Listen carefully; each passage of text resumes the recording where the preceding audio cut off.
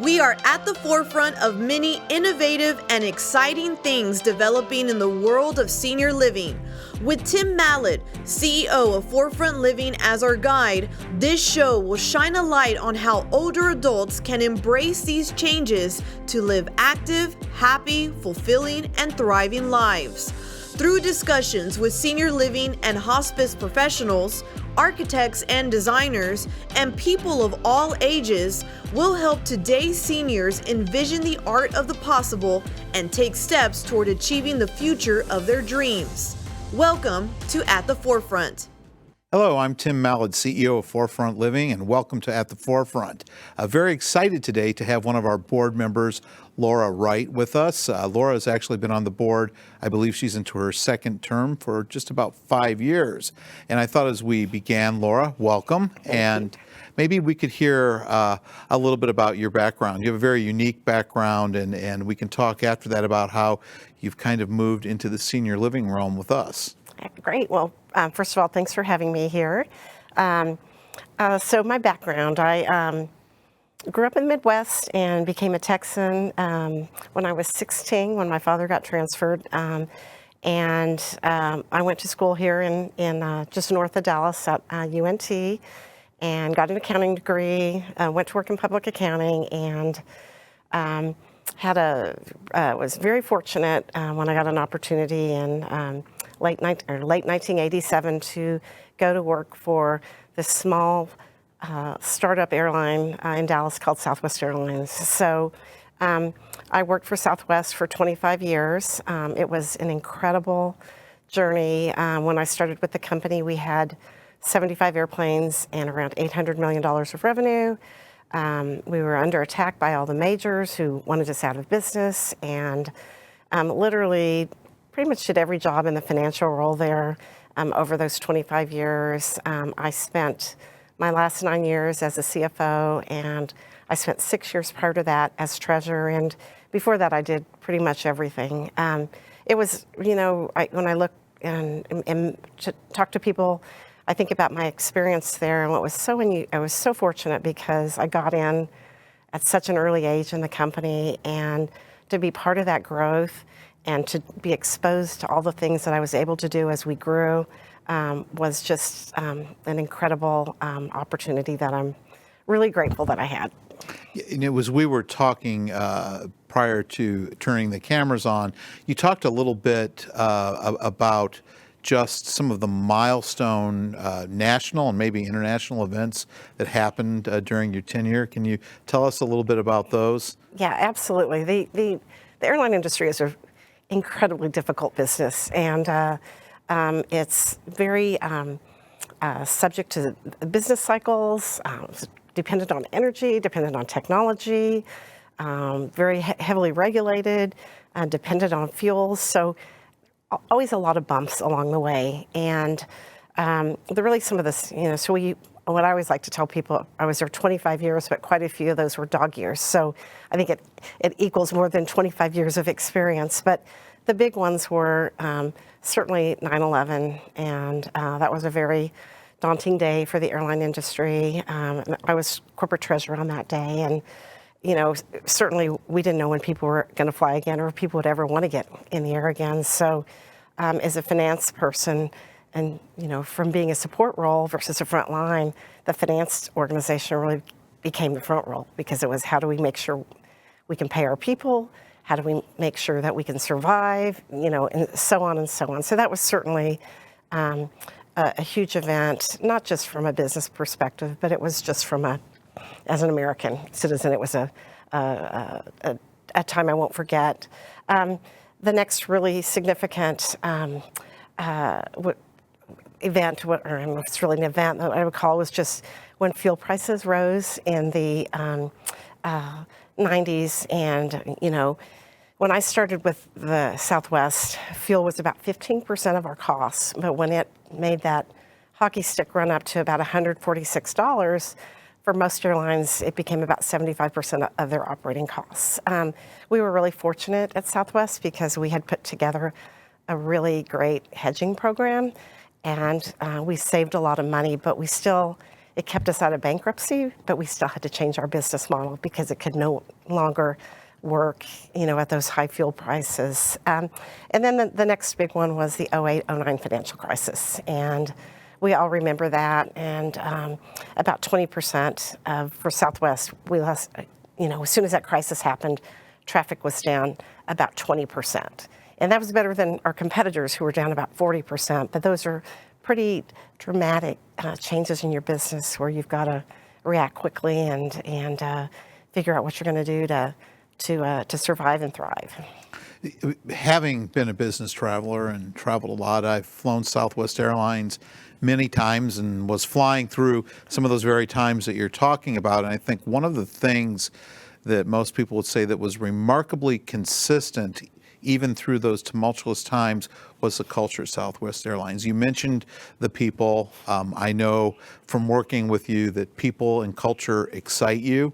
And can you talk to us a little bit about the culture at Southwest and the evolution of the culture from, you were that small company, I think you said, with 70 aircraft and then, 10 times more and then some afterwards. How did the culture evolve along with everything else? Yeah, no, it's definitely a topic that I'm very passionate about. And, back, Southwest was always a great place to work. And that was before being a great place to work was even talked about, or having a great corporate culture. 30 years ago, people weren't talking about that. So we were definitely a trendsetter, a trailblazer in that area. And we had unbelievable leadership. We had a founder named Herb Kelleher who truly loved people. He loved everybody. It didn't matter whether you were sweeping the floor or you were an executive officer.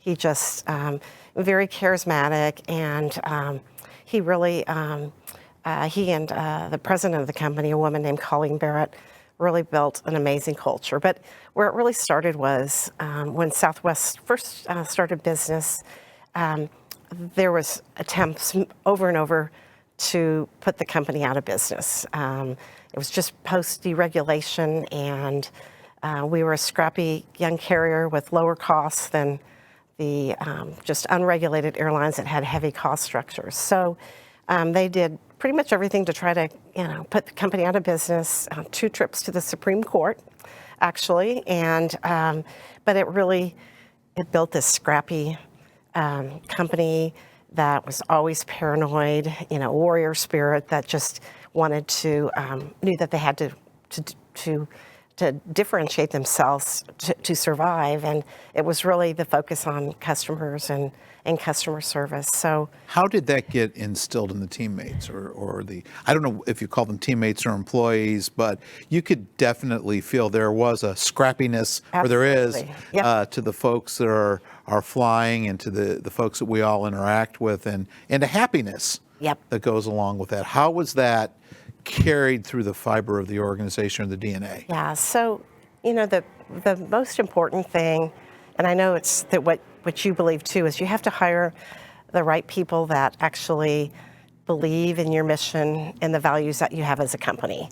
And because if you don't, if everybody's not on board with that, you can't pull it out. But it also has to be in the DNA of the company, from the CEO like you, but really all of your leaders all the way down. And it can't just be, written on a piece of paper. We have a great culture. We want to do all this. You got to act, walk the walk and talk the talk and live it every day. So I would say at Southwest, the focus, and we were a public company. I mean, we were owned by shareholders, and, we needed to make money, but our number one priority was always our employees. And people would be surprised, by that. But the philosophy was, if you treat your employees well, and if they feel respected, all those things, they're going to naturally provide great customer service.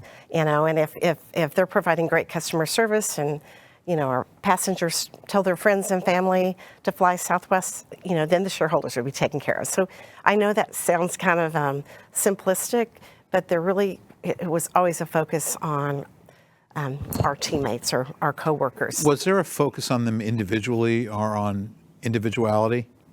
Absolutely. So, if any of you have flown Southwest, know that you may have a different experience. You may have a flight attendant that sings the emergency rules or will play games with you. So our employees were always given the freedom to color outside the lines, do the right things, but we always put having fun as a big criteria and be able to laugh, including being able to laugh at yourself. And so, it was just a workplace where people, believed in our mission. And you'd say, well, what is your mission? I mean, we actually had a good mission because we were the first airline to bring low fares. And so, it was to democratize the skies and allow more people to fly. And that's what really happened. And it wasn't about taking market share away, from other airlines.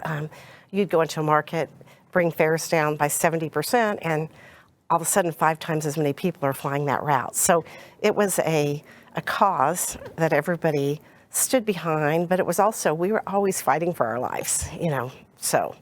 I know the feeling, actually. The last couple of years, I think, for many of us have been tumultuous, to say the least, and maybe that's a next good question. You had the tumult, you had things going on that were crises, you had soaring fuel prices, and so much of this is very much like what we're going through today, and you were growing in the midst of all of that. And how do you continue to promote culture amid some of the world chaos that's going on and compounded with growth? How is that replicable? Yeah, it's even before the chaos, when we were growing, we always would get asked, you don't have 100 airplanes, you have 200, or you have 300. How are you going to keep this culture? And, I think growth's powerful. I mean, when you're growing, it's a good culture, versus when you're declining. And so, believe it or not, growth actually helps. But we also we're always such a desired place to go to work.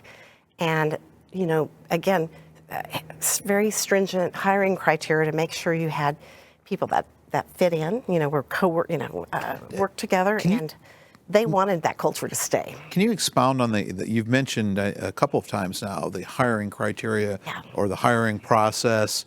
Can you tell us a little bit about what, if I wanted to come and work for Southwest Airlines, what would be asked of me, and what would you look at as me as a candidate? Yeah. So, I always say I was lucky I got hired when I did, because I'm not sure I would have made it after that. But they, it would say we hire for attitude and train for skill. Now, to be a pilot or mechanic, you've got to have the skills, but we really look for people that don't have big egos, that work collaboratively with their teammates. For example, when we would do flight attendant interviews, there would be group interviews, and there would absolutely be people stationed around the lobby just kind of watching how people interacted with the other applicants. Were they nice to them? Did they smile? Were they friendly to the receptionist when they checked in? Just to look for those types of things. And again, because it comes to that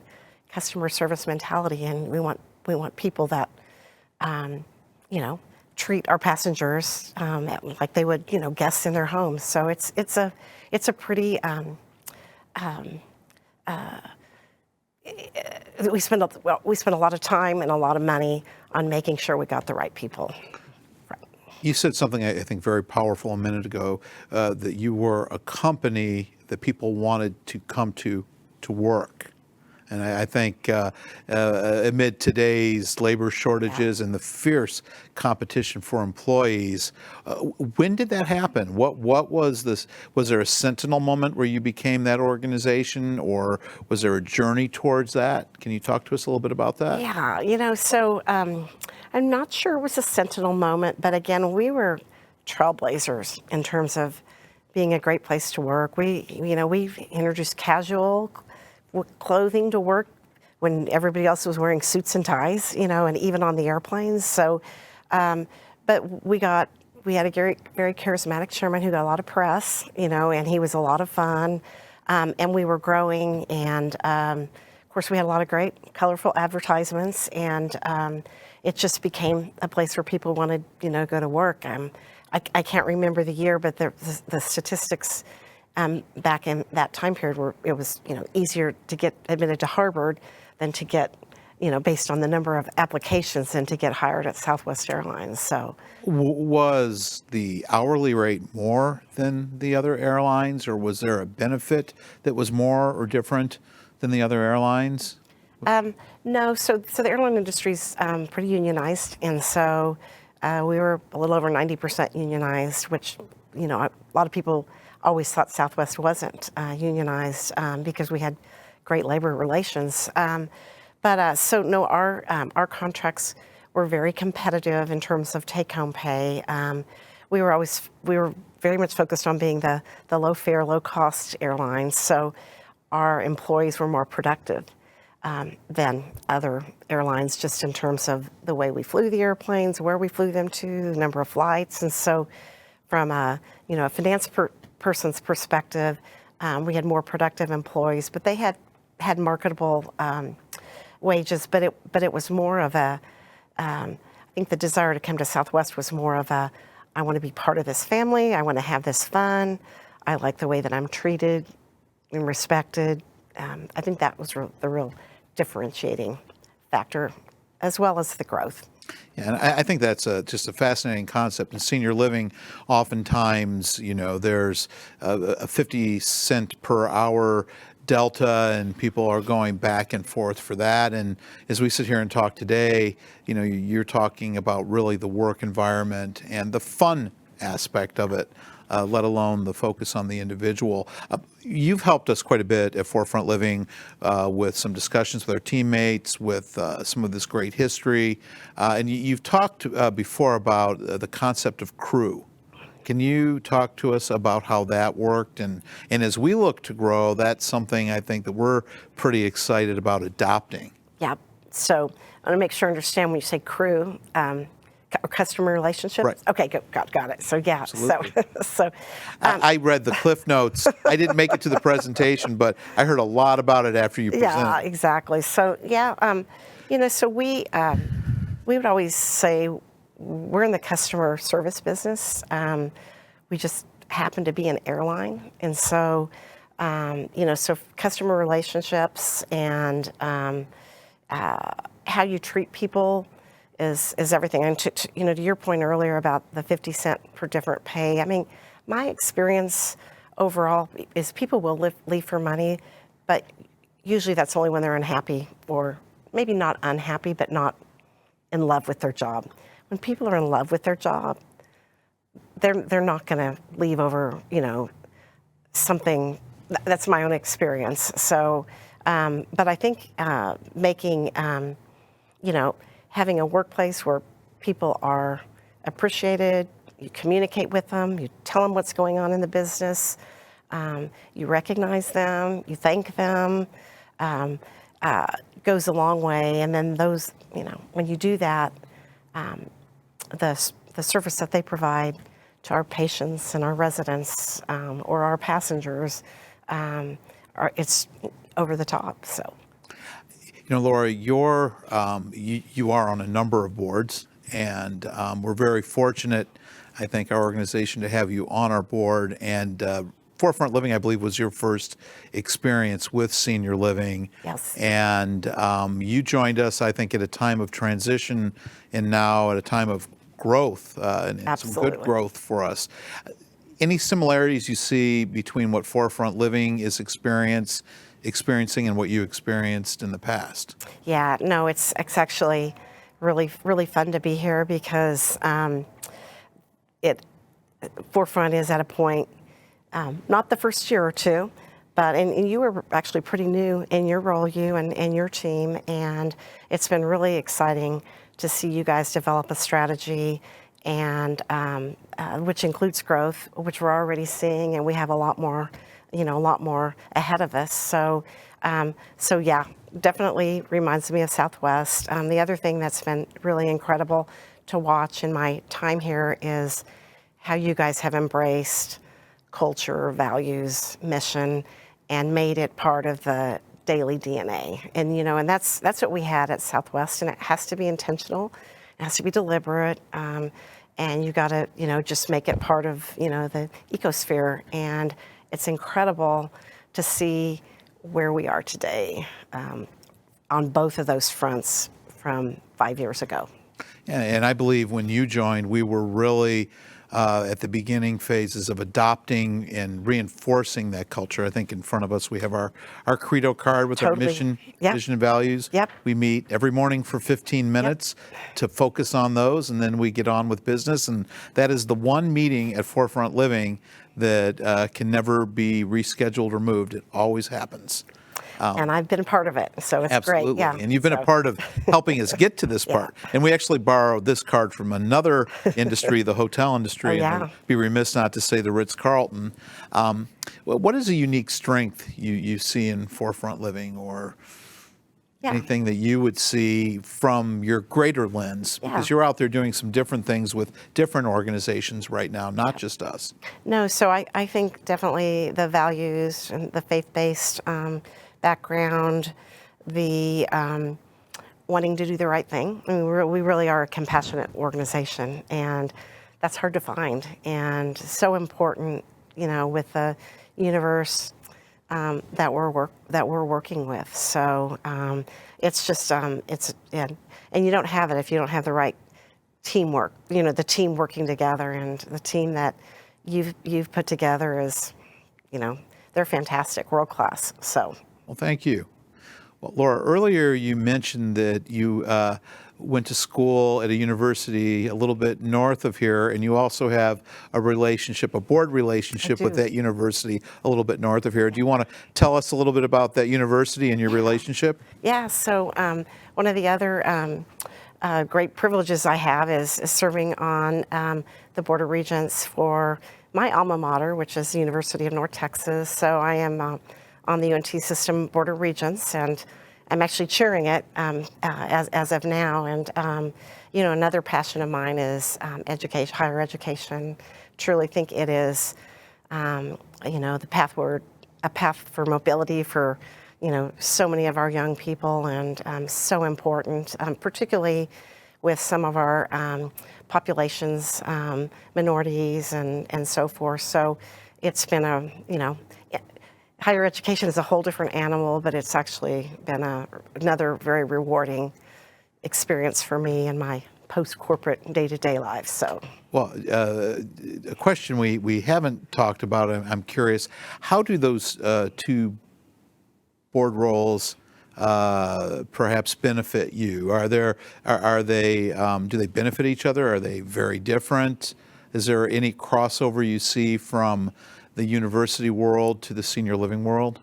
Yeah, no, I you know, I serve on these two nonprofit boards, and I actually serve on some public company boards, but it's incredible what you can, even though you're in different industries, when you can see what's going on somewhere or how people are handling things, you can always put on that lens, is this an issue that we should talk about at Forefront, or should we, you know, so it's very, very valuable. Certainly during COVID, it was really valuable because it didn't matter what kind of business you were in.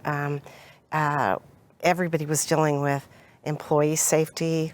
You know, for us at North Texas, it was student safety. Just like for us, it was resident safety. What are you going to do about testing, vaccines, masks? And then, quite honestly, I think in the very, very early days when we didn't know anything about it and we didn't know how bad or whatever it was going to be, I think everybody was doing all kinds of contingency planning and, you know, what are the things we may have to do if this, and so I find it very valuable to see things from different perspectives and then try to see how we can apply them or whether they might have some applicability or benefit elsewhere. So for other CEOs, other leaders in the industry, as a board member through the pandemic, what has been the most valuable thing, or what could leadership do to assure or help the board be informed? What the hindsight being 2020, and from an expectation standpoint, any words on that before we close today? Yeah, no, actually, I think Forefront was really one of the leaders in terms of the communication, as we all remember, nobody knew, and when you don't know anything, people start thinking the worst. But gosh, we had daily calls there for quite a while. Quite a while. And then weekly calls, and you were always, your team was always open to taking phone calls for anything. But the communication and talking through the plans, and I think you gave the board members opportunity to say,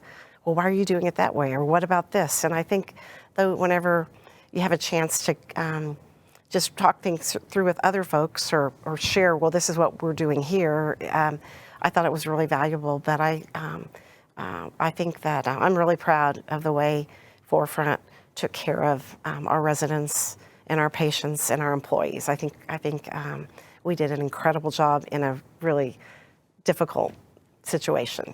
Well, thank you. And I guess as a final question, as we look towards the future, I would like to say towards the pandemic ending, but perhaps the next less chaotic phase of the pandemic, perhaps. Do you have a vision or a wish for the organization, or where would you like to see us be in the next few years?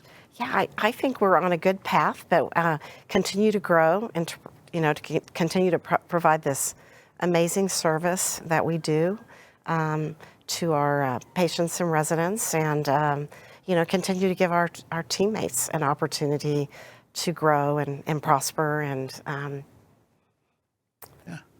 so I'm hopeful among that group that there is a replacement for all of us as we continue to grow. I think the future, absolutely, the future is bright. I'd like to thank you for joining us this afternoon. Thank you for your commitment to our organization. I know that someone with your skills is highly in demand, and we're all very fortunate that you have chosen us to work with. And I'd like to thank all of you for joining us.